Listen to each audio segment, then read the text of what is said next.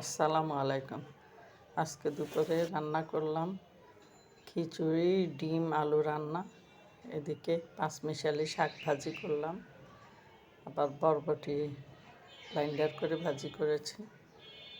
যে ডিম আলু রান্না করতে পেঁয়াজ কষায় আলু দিয়ে দিলাম, ঝোল দিয়ে ডিম দিয়ে দিলাম।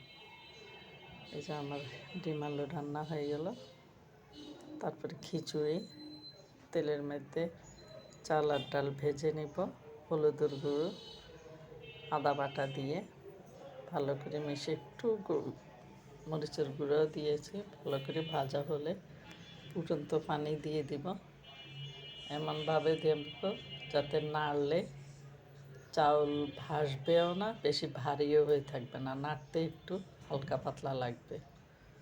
ওভাবে পানি দিব। তারপর লবণ দিয়ে দিলাম, তেজপাতা দিব, ঢাকনা দিয়ে রাখবো। পানি কমে যাবে, শুকিয়ে যাবে এবং আমার খিচুড়ি হয়ে গেল। এই যে আমার খিচুড়ি। তারপরে ডিম,